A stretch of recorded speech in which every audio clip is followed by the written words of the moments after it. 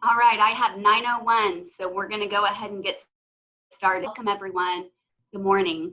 Thank you so much for being with us today. We are so excited to have this opportunity to U.S. Congressman Kevin Hern, who represents the 1st District here in Tulsa. Before we get started, though, I'd like to thank the sponsors that make all of our government affairs work here at the Chamber possible. So let me give a special thanks to our legislative benefactors, American Airlines, AT&T, Community Care, Communications, Grand River Dam Authority, Public Service Company of Oklahoma, Quick Trip Corporation, and Tulsa Tech. I'd also like to thank our Congressional Forum Gold sponsors, who are Cherokee Nation businesses and the Robeson Companies. Our Congressional Forum Silver sponsor is Spirit Airlines. And last but not least, our partners in legislative success, Bama Companies, Fabricat, and Holly Frontier Tulsa Refining. Thank you all so much for making our work possible. Today, we have the exciting opportunity to hear from Congressman Hern, Washington, D.C., and he will give us an insider preview of the negotiations going on in Congress right now for the much anticipated Phase 4 relief. Congressman Hern, if I might take a moment of personal privilege and just thank you. You have been a representative of the people of Northeastern Oklahoma during your 2 years in Congress. Your staff is amazing to work with. They have disseminated information so quickly during this unprecedented global pandemic. We appreciate all that you're doing and appreciate you taking the time to be with us today. We have over 100 people on this meeting, but we are going to allow everyone the opportunity to ask questions. If you would like to ask Congressman Hern a question, please type your name and your company in the chat box to the right of your screen. If you see on the very bottom, click that and please submit your name and your company. We will go in a first come, first serve order. Once Congressman Hern has made some opening comments, we'll call on those who have submitted their name in the chat. We will unmute you and you will have the opportunity to ask Congressman Hern your question directly. Congressman Kevin Hern, thank you so much for being with us. Thank you, Elizabeth. It's great to be with everyone. And, I really appreciate your words about the staff, because as everyone on this call knows, you're only as good as the people you have around you. And we've worked really hard. We're very fortunate that we've got everybody with us, and some from the 1st District that have been with us from day one many years ago. But we've got a lot of folks who love Oklahoma and love what we do in Oklahoma. And, we get reminded this every single in the country going on, how good it is to be an Oklahoman. And so thank you for those kind words. I know everybody's concerned as business people about what's going on. So I'm not going to, for a very long period of time, I want you to be able to get your questions in, because I know everybody comes to these calls with specific questions as it relates to your specific business. So I want to talk in generalities and maybe a 30,000 foot level of kind of what's happening right now, and to give you some texture around that specific questions. As many of you know, the House, or if not all of you know, the House is ran by the Democrats, so they control the agenda on that side. The previous carry, came out of the Senate because they could do stuff with a little more expediency than political. And that's where we got our first, along with the other things that went with that. We've moved forward now, and we had it replenished with money. There's still about $130 billion of that funding, at roughly $360 billion of refilling that PPP loan money. About 130 still sitting there and not being taken, which is of great concern, because we know that need the money. And so there's been a lot of conversation about getting around how you get that back out to the communities to keep people employed, which is the premise of the whole PPP program. Upwards of 51 million people in America have stayed employed as opposed to lines. And as we've seen across our state and all states across the country, the computer systems were not designed to handle those kind of incredible problems that we're seeing. So as we continue to work on that, we'll see how that goes. But Is that the Republicans in the Senate got together with the administration to see what could get passed, what the president would be willing to sign, what Senator McConnell could get actually voted on and approved through the Senate, so we could get it to the House side. What we're seeing, and what some of you, if not all of you, have been reading about, is what's known as the sort of the CARES 4, CARES 3.5, CARES 3, pick a number, CARES 5. The reality for a business person is just, get it done. So in the American people is get it done so we can move on. The price tag was about $1 trillion, about $3 trillion. So as you all know, being in the world of business, there's got to be some kind of compromise to get legislation done. So the president's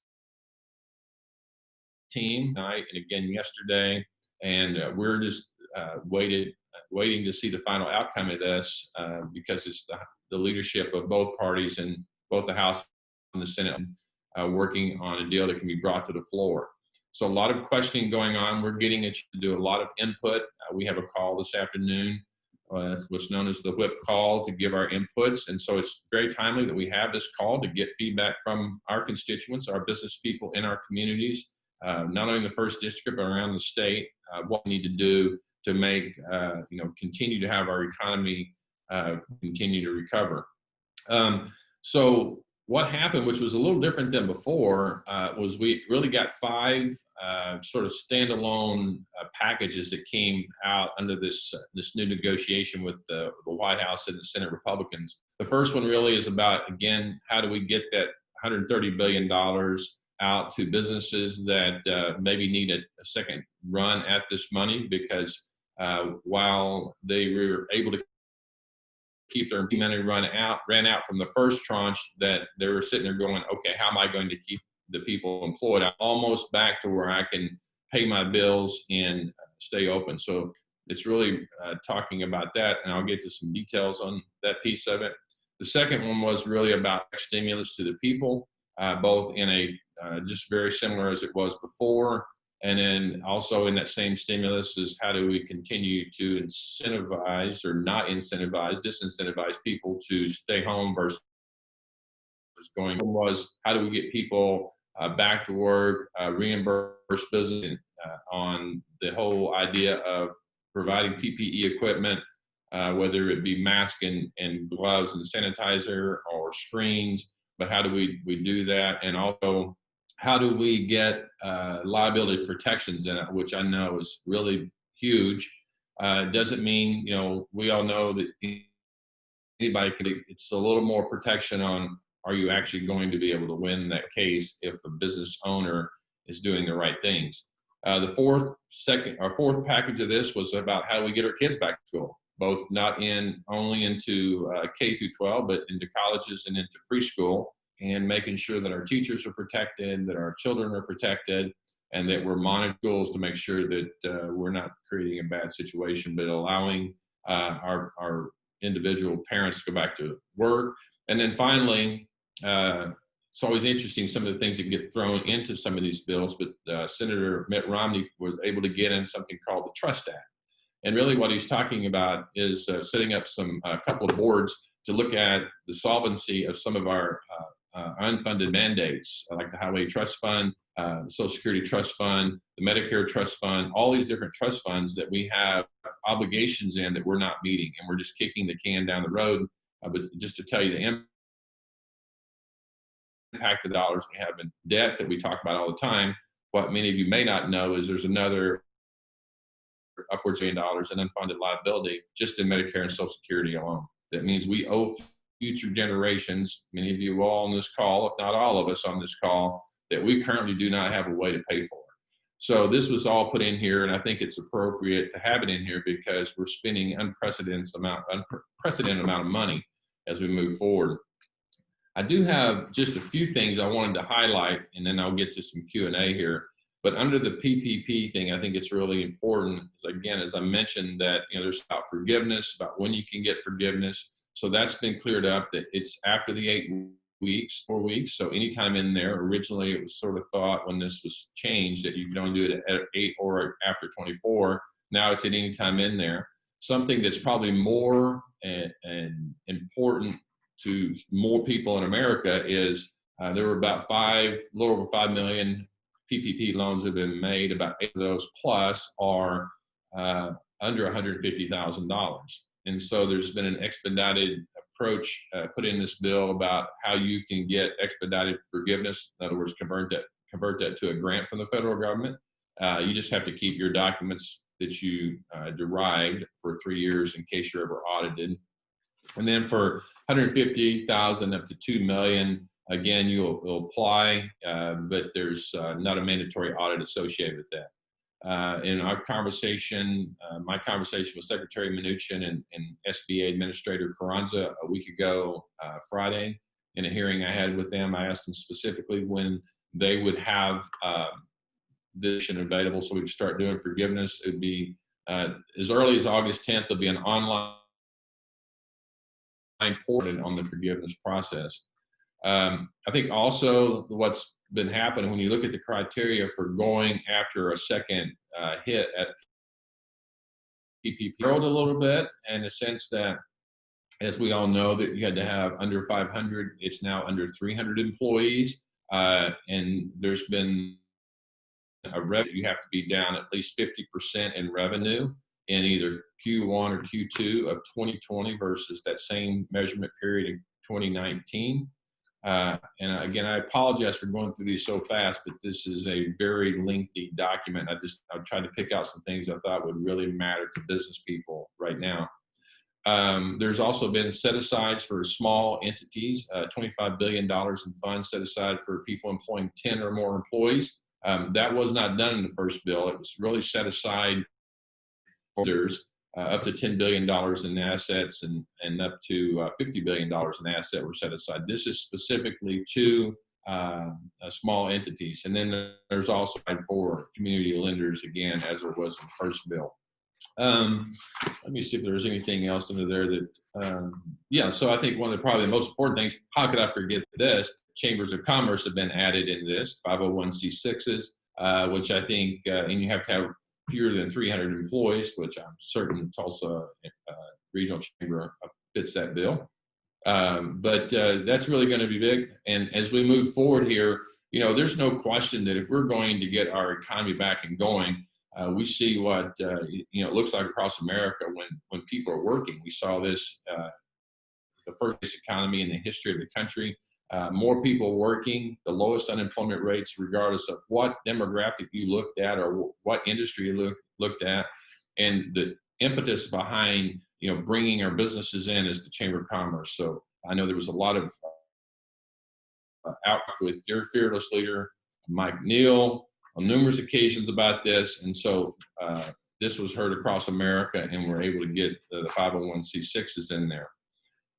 Really, kind of on the second stimulus checks, don't have a lot to say in this, in a sense that well, I have a lot to say, but I'll listen to some of the questions. And this is this narrative that we've, you know, when we started doing this back in March, we didn't know where COVID-19 was going to go. And we saw at a peak of unemployment in America of roughly 40 million people not working.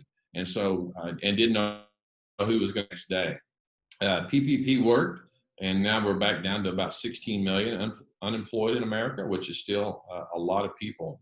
10, 11% unemployment in the nation. What we know is that we spent about $275 billion in direct stimulus payments, $1,200 per person, $500 at that time, someone 17 years and younger that were dependent. And we also gave, as you all know, $600 extra per week for unemployment. Still, many have not gotten it because of computer failures, not only in our state, but across the nation. What the proposal in this is keep the direct stimulus to all Americans, but also expand it to direct dependents over 18 that live with you. It could be 18, 26 college kids. It could also be your elderly moms and dads or aunts and uncles that live with you. They're qualified as a dependent of you. So that would be included as well.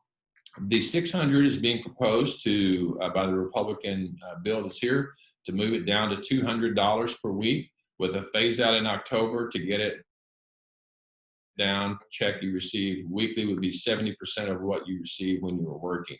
So really moving people to a desire to move back to work.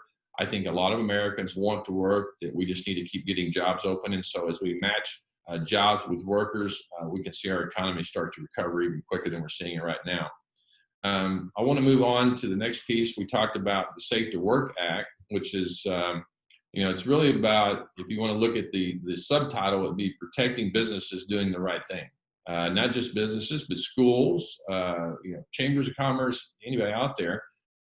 And unfortunately, we do have people in America that do bad things, and they should be held accountable. So this is not about protecting those businesses or schools or whomever, leaders that are not doing the right thing. So I don't want people to think that we're just giving blanket immunity to go out and do bad things. Sometimes our worst, most destructive piece of our industry are those business colleagues that we work side by side with them. It's really about giving confidence to schools and universities and daycares and be able to reopen and not worried about being sued out of some New York or Chicago or somewhere like that, coming in and trying to create class action lawsuits and putting mass amounts of these entities out of business. I want to talk about the Safely Back to School and to Work Act. And again, this is really about helping businesses. There's $105 billion in this plan, and this particular piece of the act that's being suggested. It's really about helping our schools have PPE stockpiles. It's about diagnostic testing. It's about our businesses being reimbursed for also for screens and things like that, masks and others. It's where you're income testing your loan payments for your student loans. So basically, in the simplest of title, it would be, if you have no income, you have no student loan payment. So until you start getting back and getting recovered, and I think that's very important. There's also a component here of back to work child care grants. So helping parents as they get their children back, or to somebody is taking care of their children, that they would have the ability to help have that money offset for a period of time up to 9 months. I think something that's also very critical, and I'll put this disclaimer in there. I think that what we've learned, and certainly what I've learned indeed, because I get to hear from a lot of people, is there's no one individual in America that has all the answers to what's going on right now. The closest thing that we know, first of all, the closest Americans was World War II. Completely different. It wasn't a health scare. It was something we're engaged the entire United States to protect one another, and there were arguments and whatever, but it affected and infected the entire nation, this COVID-19 outbreak. And so what we're seeing and what we're probably knowing, and certainly the chambers are seeing, is what does the work future look like? Typically in a business cycle, we can look at 10-year horizons. I know chamber staff does that. What does Tulsa look like? What industry is going to be important 10 years from now? How do we start recruiting those top industries? How does our education system educate engineers or scientists or others, teachers, to teach? Well, what's happened, we've seen, is that 10-year horizon has been compressed into about 6 months. And there's no human being alive to know. And entity is really important in what we do in the state of Oklahoma and around the country is the workforce board, the WOAs, the Workforce Innovation Opportunity group that works diligently to help get people trained to get in a job. But there's been additional monies put in this to help working citizens to be able to say, hey, my business that I'm working for is evolving, and I don't have the skill set, and I'm fearful that I'm going to lose my job. And I need to have the greatest tech schools, I think, in America, with Tulsa Tech, that do a great job of catering to our industries. And so this is, the ability for our workforce group to go in and grab veterans that are needing to be retrained into the right job for the future. So there's additional money's put. The last thing on this particular area is, I think we touched.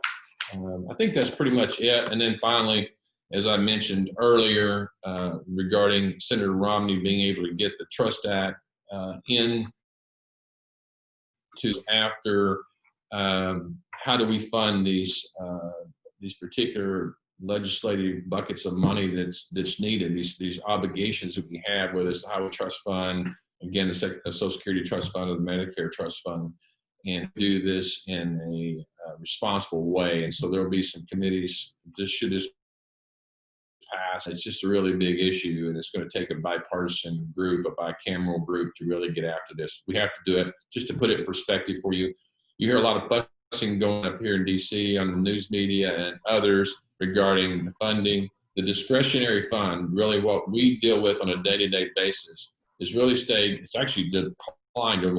So we're actually authorizing and appropriating less money today than we did 10 years ago. What's grown, it's kind of out of whack. What's grown is the non-discretionary spending, and that's what this Trust Act tends to look at, is going to ascertain an approach. It's going to be somewhere in the next 10 years, it's going to be somewhere over 90% of what we do in America is going to be on auto. How much you come talk to your congressmen or women in America, no matter if you're Democrat or Republican, it's just going to be on autopilot. So as you all know, as business people, you can't wait till it's completely a catastrophic event, which I would say it's there now, to address a problem. So hopefully we get this through and make sure that we get after that.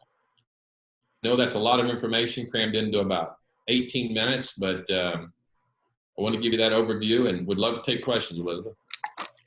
Excellent. Well, thank you so much, Congressman. I was sitting here furiously scribbling notes as you were. So we have had several questions come through in the chat. The first from our esteemed chairman of the board, Roger Rams Communications. We will unmute you, and while we are unmuting you, Roger, Pete Patel with Promise Hotels, you will be next on deck. So Roger, take it away, and Pete, I will cue you when we're ready to unmute you and ask your question. Thanks so much, Elizabeth, and thank you, Congressman Hern. Having business and understands the bottom line in a P&L, absolutely critically important to chamber members, and we are very appreciative of your tireless service. We know that you are not doing this for the money, and we know the hours are long. So thank you, Kevin, for the incredible job that you're doing. I wanted just to follow up from a chamber perspective and a business perspective. The big news, as you alluded to generally, is that in June, our federal deficit set an all-time record in $64 billion just for 1 month. If my memory is right, by contrast, June of 2019, that same budget deficit was $8 billion. So we see the magnitude of this. Give us some insight on what you're seeing on both sides of the aisle. Is this a long-term worry? And with the price of gold nearing record levels, is there talk about the potential for inflation and what that would, we keep running the printing presses like this? Thoughts? Yeah, it's a great question. As many of you know, I sit on the budget committee because I thought as a business person that this can't be this difficult to solve. And I will tell you that it's not difficult to solve. It takes hard choices. And I don't ever, I don't want to get political on here, but you have to at least produce a budget. I will tell you that in 19, we actually produced a budget out of the committee. It was 17. Obviously, the Democrats being in charge, it was more in favor of theirs, but at least we passed a budget. We did our work, and we sent it to the floor to the Speaker Pelosi. She did not want to put it.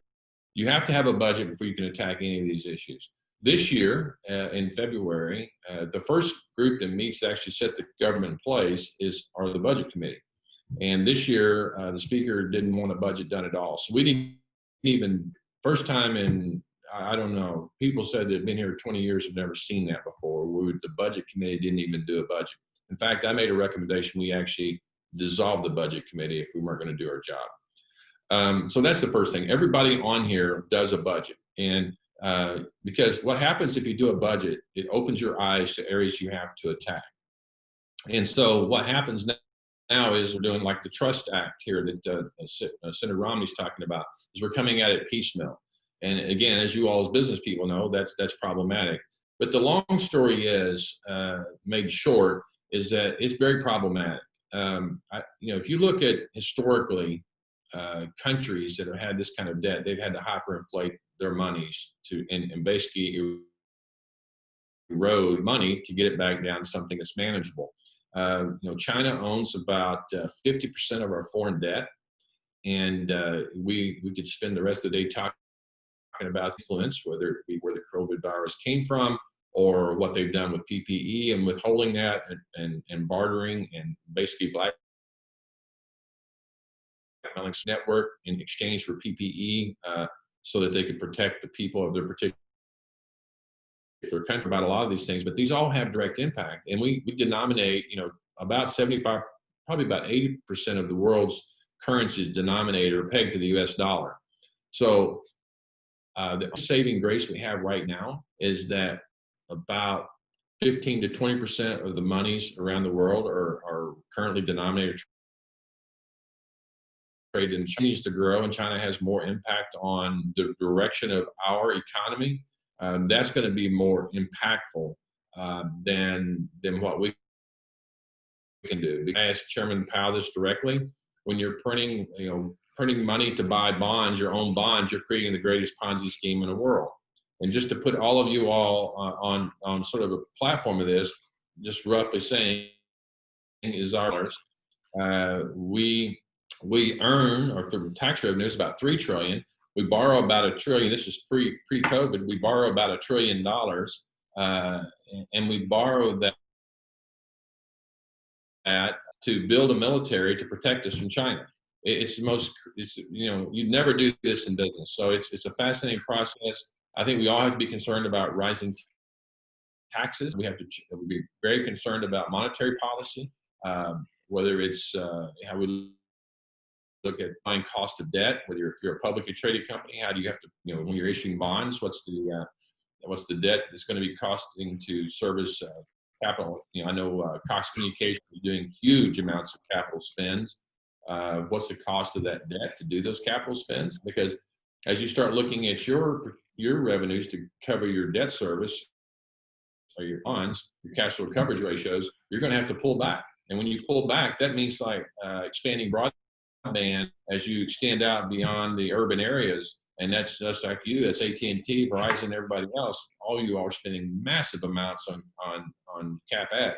You're going to have to pull back because your income will not cover your debt service that you owe the debt holders. So this is going to have long. We appreciate you bringing this up because it's the one conversation that only the business people in Washington, D.C. talk about. Thank you. Congressman, and thanks, Roger. Pete, you are up. Thank you, Elizabeth. Congressman Hern, thank you for all you do. As Roger said, you are great. Please keep an eye on us here as we get through these trying times. These have been one of the biggest affected industries with having a lot of challenges right now with pretty much no travel going on. One of the things that we've tried to address both on the House side and the Senate side with our delegation is the banking relief that we're asking for. A lot of the community banks are going to be stressed as our industries are stressed. And that was not addressed in this new bill on the Senate side. House consider any kind of a banking relief, and maybe that could be a compromise because we want to make sure that our community banks who have been very generous in lending to small businesses, they get some protection also, because that could start a cycle of something even worse if they start failing. And then the other thing is, I think the criteria for CARES Act 2 or PPP 2 is 50% revenue decline. We would like to see if we can maybe compromise a little bit more to maybe a 40%. A lot of the businesses necessarily that affected. I understand the 25% that was in the first round may have been a little low, but I think someplace in between 25 and 50 would be a good consideration for the second bill. Yeah, so to your latter part of your question, I agree. There's a lot of conversation about 25 to 50 being the kind of negotiation range to see where that's at. Also being able to look in your particular situation with individual locations as opposed to your company at large, because if you've got a hotel downtown, you're the OK Center, and we're not having concerts, you could be down 90 or there, and some of your periphery where people are actually traveling could be flat to up. But downtown is cost, that's where all your debt service is. It's what's driving your cost. And so there's these conversations going. Actually, we're working with Senator Langford on that when they brought the bill up, working with him on that conversation. You're right. And actually, if you go back and look at the Small Business Committee hearing a week ago, Friday, I asked Secretary Mnuchin a couple questions as well as checks being delayed, millions of people not getting their stimulus checks, but also as we looked at the hospitality and restaurant industry, two of the hardest hit, most highest job loss industries in the nation. There's estimated right now there's some ones that will not open back up as of today that will be problematic. Early on in this, not trying to be prophetic or anything, I said it will be America when more businesses file for bankruptcy than we have deaths in America from COVID-19. We're quickly approaching that as PPP money has ran out and is running out. We've got a lot of people in the hospitality, restaurant, travel industry, including our airlines, that are in a dire way. When you're seeing our airlines lose $2 to $3 billion a month, it doesn't say a lot for what's going to happen, and it ultimately would be problematic. As it relates to the community banks, as you know, have significant insight into that, and I've talked to a lot of community bankers around. What's sort of interesting in the community banks today is that most of the community banks are seeing a ramp up in depository relationships because a lot of their small businessmen and women that aren't directly affected on the income side, maybe slowed down a little bit, are hoarding money, putting money into their checking accounts and hang on to for better times instead of investing that money. That's problematic also. That's the confidence, that's the impact that small business confidence has on economies. And our state is made up a tremendous amount, I would say a disproportionate amount of small businesses in Oklahoma, somewhere around 75% of the jobs in the first district and around the state. So when small businessmen and women are trying to do what you all are doing right now, is trying to get insight of what's happening from the federal and the state government, what you have, cash is king. So if you have cash, you're putting it in the bank. So banks are getting, the longtime bankers they've seen this before. They saw this in the 80s with the oil prices. They've seen it through the iterations in 08, 09. And so they're saying we're holding back our dividends. So they're not paying dividends out to any people who have invested in their community banks. So they're holding more cash because, just as you said, and there are many people on this call that rent retail space that have gotten rent deferrals. The reason they were able to get rent deferrals is because the underlying landowner was able to get debt deferrals. But when the debt deferrals run out, the only way to pay the debt is with, and if you can't pay as a small business person, then the real estate market starts collapsing. And if the real estate market starts collapsing, the banks start collapsing. And I mean collapsing in the sense that they're going to be hurt in a dire way. So as you know, I was on a call with Tina and Kansas City Fed Chairwoman, and we talked about this. And the person like Chairwoman, nobody knows where this is. We can all play out the worst case scenario. The reality is that we have to incrementally get our economy open back up in a safe way so that we don't have to face what we know is to be an ultimatum. And we're working hard to make that happen in a safe way. And I think this first cut at it from the bill that was sent to us yesterday afternoon at 4:30 is really sending us the message in the right direction. Thank you. Thank you very much. So we will have Tim Lyons on deck next, and after Tim, it will be Lucky Layman's with St. John's Ascension. Tim is with Tulsa TTCU, Tulsa Teachers Credit Union. But we did have a question before Tim begins that was submitted by Melinda Stennett from Stennett and Associates. She had to jump off the call before we could get her on camera. But she wondered, is there any chance this treatment of PPP loans will be changed such that they won't? Yeah, so the original conversation is Secretary Mnuchin early on that this grant, if you got a grant, would not be taxed. Unlike IRS, when you get debt forgiveness, if somebody loans you money, then that's taxed as income. So while the actual forgiveness is not taxed, the underlying expenses that you use to use the forgiveness money for is taxed. So really the net effect is it's being taxed. Grassley and others have sent letters to Secretary Mnuchin. Clearly, and the IRS and Small Business Administration are working through all these things sequentially as they become the most important. The forgiveness side really isn't the most important thing until tax season next year. So we're going to continue pushing on them for this particular reason. And I'll just give you why that's really important question. Let's say somebody gets, say, and if your total state and federal tax bill is 40%, you're going to owe on that. Well, you spent $100,000 to keep your business low, not thinking you're going to have an additional $40,000 tax bill on that $100,000 at the end of the year. So it's the old saying, the tax man cometh. And if we don't get this addressed prior to next year, it can be very devastating again next year when people see their tax bills.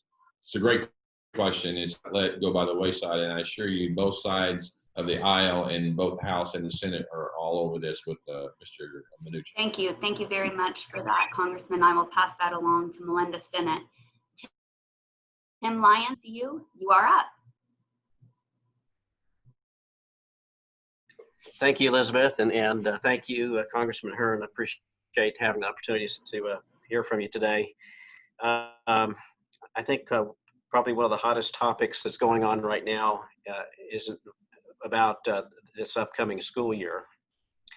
You know, the pandemic has affected every segment of our society, and especially schools and students and the families. And in fact, I have a meeting right with my team here. We have a weekly pandemic meeting to, okay, what are we going to do this week? What do we have to decide on this week?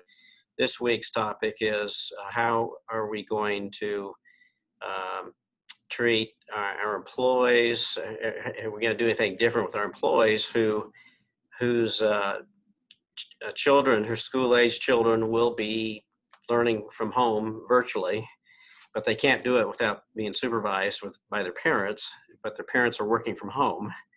And so that's going to affect productivity. And so, this question of in school versus virtual school or hybrid, et cetera, it just ripples throughout all of our businesses.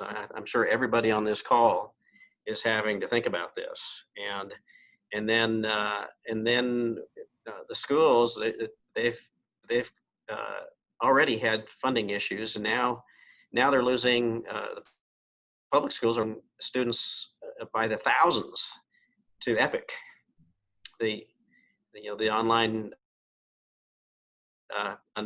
and so that's going to affect the public schools funding sources even more, and so they're up against some unprecedented, but it just ripples through the rest of our society. And so I guess and I know some of the solutions are state solutions and some of them are federal solutions, but what do you see are some real things that we can do on the federal level that will help the schools with funding problems because of this disruption of their revenue from the migration over to the Epic option, and then could you elaborate a little more about what the new stimulus package will do for the schools? Yeah, there's right now there's been $105 billion proposed by Senator McConnell, and the president has signed off on. So I'll read through these provisions here. One of them is improving early access to diagnostic testing. It's very problematic. My youngest son, who is now to be a sophomore at Oklahoma State University, they all have to be tested within 7 days of going back to school. First, let's think about the enormity of getting 20,000 kids tested and getting those results back with it says I've tested negative. That's very difficult, and that's just one in Oklahoma. So we have to figure out how rapid testing is going to work. Also, it's about how do we get PPE stockpiles. I think and I can go through this whole list, Tim, and I'll make sure we get it to you. But telehealth plans, one of the things that I'd worked on with Mikey Sherrill from New Jersey. I'd received a call. We all know about telemedicine, and it had to have all these HIPAA requirements and stuff. But this is really important too, so that kids can be over either an iPad or a laptop. If somebody checks positive, quickly can dial in and talk to a bank of doctors that says, okay, whether it's a hospital, St. Francis, Hillcrest, St. John's, or others, this child is exhibiting, or teacher is exhibiting these issues. And they said, well, just check these things here, but you can do it. And now it's approved through basically your iPhone and stuff like that. But there's a lot of these particular things in here about getting, helping schools get open back up again. I will give you this example. Last week I was on a call, and I only say this because I see the inefficiencies of the federal government dictating what happens, say, Jinx, Oklahoma, Bixby, Oklahoma, Tulsa, Oklahoma, because there's so much diversity in how this COVID-19 is reacting across the country and what works. And we're seeing in our own district there, we're seeing Bixby do something different than Tulsa. We're seeing Jinx propose something different than maybe the others. We're seeing 2 days a week, 3 days a week. We're seeing every other week. We're seeing first 9 weeks. So everybody's trying something different. I will tell you, I think that's what's going to work the best in America. I was on a call, it was the week before last, with some technical schools and some small business owners. And we were talking about getting people back to work. And we're talking about the creative things they had done in order to keep their people safe and to open their business. And they'd had no COVID outbreaks, thousands of customers. Then I had a couple CEOs, and there were nobody in Oklahoma. A couple of CEOs of some technical schools talking about, well, they're waiting on CDC guidance. And I opened my statement up. This was on a committee here. I opened my statement up and I said, I'm not here to admonish you or to chastise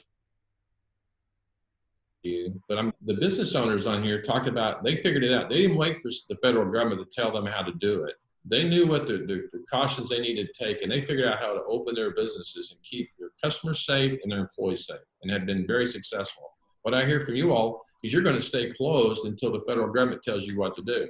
That's problematic in and of itself. We have some brilliant educators in our district and in our state, and we're seeing it. We're seeing the votes. I mean, I read them in the paper, even up here. I look at the paper every day to see the different superintendents doing different things. Does anyone have the perfect plan? Absolutely not. But I think what's going to happen is the best plans in America will come from our local educators. That's the plan. The cost of the plan, I think the $105 billion will get after, this has been defined, that will allow those educators that want to, as an example, the kids we know are very unlikely to have really very bad problems with COVID-19. It's the educators and the parents at home.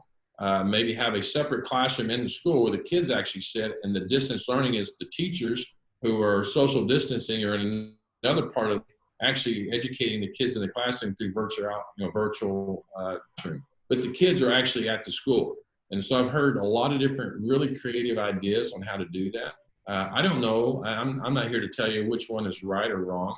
And I know we're talking about life or death matters. If we have a teacher becomes ill, or administrator that has some other issues, and it's not a joking matter, and it's we're not asking to experiment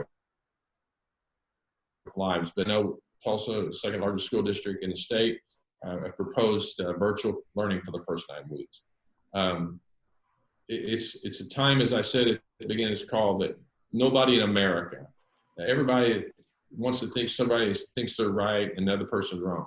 I will tell you, every leader in America has been both right and wrong.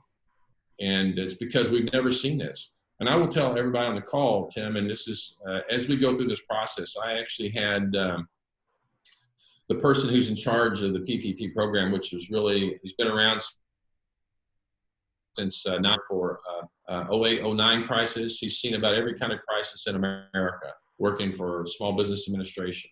And he's also worked for FEMA and others. And I have him on the record, as well as Secretary Mnuchin and for Administrator Carranza. So when we come out of this, we have a pandemic playbook that we have sitting on the shelf. Believe it or not, in America, we're reinventing the wheel right now. There is no precedent been set on how to deal with this. So this comes from how you keep businesses open, how you keep people compensated so they can actually go out, how you keep their rents so that they can actually live without being kicked out of their homes, how to bring them back in school safely. So all of this is being accumulated. We're supposed to have this by September 30th so that we can set it on the shelf. And it's not Democrat or Republican. It's not Senate or House. It's not President Trump or anybody else. It belongs to Americans, so that we put the best practices on there. So the next time this happens, and I think we all believe it can and possibly will, is that we can pull it off of there, knock the dust off, and say the best practices are this. And we know that. I think we're going to be continuing, and this is going to sound really bad, we're going to continue throwing billions and billions of dollars at things without really knowing. Thank you very much. And I will tell you this, and this is an open offer from everybody on this call. If anybody has thoughts or ideas on what we should be doing differently, please call my district staff, my DC staff, call me. Many of you have my cell numbers, call me, because we're all trying to find the best practices. And I believe in America, this is just me, is that the best business ideas come from business people, especially small business people, sign both sides of the paycheck and the last to get paid. We appreciate that offer very much. At some point, we had 165 people on this call, and we've had a lot of questions come in. So if you're willing, we'd love to ping your staff with any of the questions that we don't have for today. Lucky, you're up, and if we have time, followed by Evan Foster, Paul Davis, and our own Mike Neal, who had a question. For taking my call. I just want to tell you that we don't have to call your office. They call us. So thanks for Brian O'Hare and Chrissy Leota. Excellent. Thank you. I will let you know that Ascension St. John here in Tulsa and Ascension Worldwide is very interested in your bipartisan bill on the telehealth access for Medicare recipients. Can you kind of give us a little bit about where you are in the process of that? Well, as you know, I've had many conversations with you and Community Care and others about that in our district. One of the great concerns we had early on about telehealth was the privacy, and certainly when it comes to people's health, and much of what we know about people is surrounded by their health care. I was really concerned with HIPAA laws and privacy laws. And so what we also know is that Oklahoma is very, very rural, probably as a percentage of the population, one of the most rural states in America. We have our share of health problems. We all know we have our suspicions and all this different stuff, but it's really about how do you get somebody health care quickly. And as you know, the hospital associations, the doctors associations, all the medical associations said we've got to start opening this up because we're going to have people dying trying to get health care. And COVID-19 really accelerated and compressed that timeline of getting telehealth. One of the things that I know is really important, the reason I came up here was to try to get things done.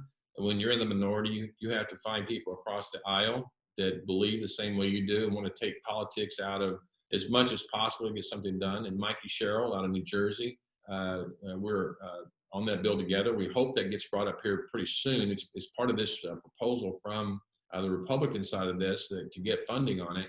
And basically what it does, it kind of opens up the telemedicine to be done on any type. It doesn't have to be a secure device, and people will have to know that that's could be problematic. One of the concerns from the medical association, the doctors specifically, is about how you get paid for that. Doctors' education obviously is very expensive, and being able to keep their business open, and time is money when you're in the service industry. And so if they're, and I'm going to exaggerate the numbers, but if you get $100 an hour to see a patient normally, and you're only going to get $5 an hour to see somebody on a telehealth, because once you get somebody on a TV screen, it's hard to get them to stop talking. And and so if I trade off $5 for $100, certainly a very moral thing, ethical thing. I'm helping somebody survive, but I'm going to go out of business as a doctor. So we've got to get that money to match up the reimbursement. So there's some underlying mechanisms that have to happen as well. So we've got to work on that too. We also have to see how hospitals, your emergency room, doctor bank, if you will, that can do emergency type medicine over this type of device. And when do you tell somebody, hey, I need to live out at 40th and Plum, but you have got to get to a doctor? And it's really lucky. It's really part of the broader access and affordability of medicine. We have got to get our patients and our doctors, close that gap to get them back together. But thank you. It's a great question. Thank you. Evan Foster, you are up. Thank you. It's actually Evan Taylor. Oh, I'm sorry. Okay. I work for a group that helps foster families in Tulsa and surrounding communities. That's probably where the mess up is. Thank you, Mr. Hern, for being here. Thank you to the Chamber for your day to speak with us today. I kind of have a two-part question, kind of steering away from the small business a little bit. I work for an area nonprofit. Is there any money set aside specifically for nonprofits? And then my second question involves how you vote against the HEROES Act. But you talked about the Trust Act or something that is in the works from that gap from $600 a week for federal unemployment benefits to $200. That seems like a huge step down for me. Is there anything that's, or not for me personally, but is there anything that's a $400 benefit? So right now, as you know, the 600 is currently what everybody's getting. If they're in fact getting it, we've seen the problem that we have in our state. Again, I use our state as an example, but it's not just our state, it's other states that weren't able to handle the mass influx of the unemployed. When the $600 was put out, the way this was done originally, if you go back and look at the original negotiation, it was, and you've heard Senator Langford say this, I think, in your conversations, but maybe somewhere else, is that it was more like $1,200 for New York and $200 for Oklahoma. But trying to get that programmed into the Oklahoma Employment Security Commission computers, the Kansas Employment, the New York, was very difficult to go across and just arbitrarily do this. So they created a mechanism that said, okay, everybody in America is going to get 600. Now, I think we would all agree that 600 in New York doesn't go near as far as 600 in Oklahoma. So it's not to say that people in Oklahoma are getting paid too much and people in New York are getting paid too little. But that was also, if we remember, that was done on like March 27th. We were in 14 days into the COVID. We saw, at that time, we were at about 25 million unemployed. We saw it go to 40 million unemployed. Since then, it's back down to 16 million unemployed. So we've had a little bit more time to gather the data and then look at, okay, and we've heard from numerous, literally thousands, saying we've got jobs, we could put people into jobs, but we can't get them off unemployment because in Oklahoma, you're making, if you look at the average wage in Oklahoma being 35,000 and they're getting additional 600 a week, so another 31,000, they're basically making twice as much as they were working, staying at home. And so we've got to transition because we can't put enough money in the federal government to replace all jobs in America. We started out this, I think Governor Stitt told me about $1.3 billion in the Oklahoma Unemployment Fund. And during 2008, we spent about $500 million on unemployment. Where we're at right now, and in the unemployment we're at, we're probably at getting close to that or more because that only lasted about 6 or 8 months. So we're probably getting close to 600 million that we spent on top of the 600 coming from the federal government. So how do you get back to a traditional unemployment? And it's a phased-in approach over 3 months, 4 months, going from 600 to 200, still getting your current unemployment you're getting from the state, and then taking that and as people continue moving jobs, moving back traditional. I think in Oklahoma, traditional unemployment is about 50% of your weekly pay. This would move you to 70% of your weekly pay. So it's not like just taking and cutting everything off. It's a transition so people can plan. We've gone from 12.5% unemployment in June to 6.5% unemployment in July. So we're seeing the jobs come back. We've got to help work on it. And there's all this other money coming in for child care grants, all these different offsets for student loans that in addition is real money. It helps improve the net bottom line. Thank Could you very you much speak for just, that. I'm sorry. And Oh, Did you ask me also, Evan, I think about for nonprofits? yeah, he asked if there was money set aside for nonprofits, Congressman. There are money set aside, and there's this issue where kids age out of foster care. That's really kind of one of the big specific areas that targets what do you do with kids that come out of school that don't go to college? How do you take care of them? I know this is something that our lieutenant governor's worked on and others in the state on the foster care issue. So there's money set aside for that as well. Thank you very much. And Evan Taylor, I again apologize for getting your last name wrong with that nonprofit and taking care of foster children. It is such worthy work. Thank you very much. Mary Staton had the same question. Mary with MST Manufacturing, she was asking about the unemployment payments because her company has had that problem being able to hire qualified candidates because they are making more with those benefits. So Mary, even though we don't have time to get you unmuted and on camera, we have just a couple minutes left. Paul Davis, very quickly, you are on deck, and then Mike Neal is going to take us home. We want to be respectful of the Congressman's time. So Paul and then Mike Neal. Yeah, hi, Congressman. Thank you for your time this morning. I appreciate that. My name is Paul Davis with City Year Tulsa, and we're an AmeriCorps organization supporting school, and we're one of several, and we provide critical workforce supports to the school district. We're working with them and planning for reopening, and one of the challenges that school districts are facing right now is having workforce needed to be able to reopen and stay open in light of the pandemic.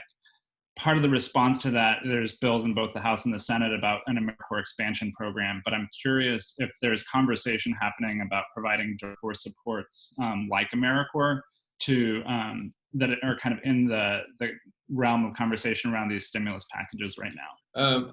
I have to get the details on the $105 billion.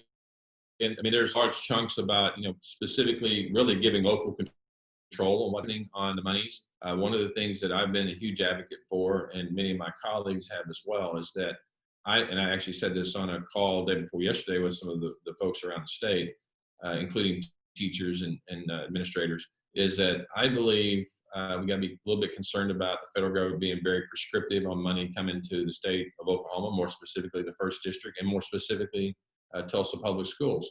I think every one of the schools have a different set of unique circumstances that, if you're in Wagner, or if you're in OK, Oklahoma, you may not need that specific skill set that you're referencing just because the outbreaks are differently. And when you have urban areas like you all have that you're working with, there's a higher propensity of infection because there's more density of kids. And so I think they have the waste of money because I think we're going to shortchange some schools and overpay others. I think it really needs to be a block of money that comes to the state, have the state school board, local school, and maybe it's a programmatic way or it's a formula way, but really get to keep our administrators safe, our teachers safe, and our kids as safe as possible, understanding the different risk models for the age groups we have. But it's a big deal. We cannot reopen America unless we can figure out how to reopen our schools. And I think it's really important when we're talking about this education piece. There's an American Pediatrics report out talking about the mental issues that are starting to occur. And we saw in Tulsa World a couple of days ago about the high rate of suicides among our younger generation now, because we're just not made to stay cooped up. And it's very concerning because we're not a civilization that's made for not having social interactions. It's interesting, we're as parents, we're critical of our children staying on computers for long periods of time, playing Fortnite and other things, Call of Duty, computer screens for 8 hours a day if they're learning something. And we know their capacity to learn is not going to be, it's hard for me to stay on for an hour on having these kind of conversation. Imagine the attention span of a child trying to stay on 6-7 hours of instruction and would get the same instruction afterwards. I think it's going to be, again, we're only talking 6 months or 9 weeks of their life. We have to be cognizant at some point, and I don't know if we can wait. For all intents and purposes, we're hearing it's going to be a year. We have a lot of confidence in our vaccinations and our therapeutics. I don't know if we can wait a year to figure this out. But thank you so much for what you're doing, helping to get our schools open again. Congressman, this is Mike Neal. Let me just jump in. We don't have time for a final question. We promised you we'd be done at 10, and it's 10:01 according to my time, 11:01 your time. But thank you, and thank each of the business leaders who joined today's call. It's amazing on such short notice to get this wide a cross section of business leaders across Tulsa and Northeast Oklahoma. And as Elizabeth and Roger said earlier, the job that you're doing is so much appreciated. Thank you for you and your staff's constant work in reaching out to the business community, asking the business community for input, and most importantly, listening to us. We sincerely appreciate you, appreciate the job of your colleagues, national delegation, and we wish you the best of luck in the coming days as you try to get this stimulus package across the finish line, everything else you're doing. And we look forward to seeing you when you're back home in the upcoming August recess. Mike, I appreciate it. And I tell you, to me, it tells how much that the members on this call and the members of how important what they do is to getting our back on some sort of normalcy. And it's going to take everybody working together. And we're not always going to get it right. And unfortunately, in my world, there's going to be politics involved. I know that's like it's the most hated business is politics, because that stands in the way of getting something done and getting to a solution. And it's probably the one thing that drives me the craziest up here. 99% of the stuff that we do up here doesn't have to be so political. And I'll give you the proof of that. We did the CARES Act, the original CARES Act, and literally we did everything within 3 weeks in a huge bipartisan way, maybe 1 or 2 dissenters the entire time. And that tells you that when America, whether you're Democrat, Republican, or give 2 hoots about politics, you can get things done. And unfortunately, politics stands in the way of good progress sometimes, and oftentimes. So thank you all so much. It's great talking to you, and let us know how we can help. Thanks, Thank you. Thank you.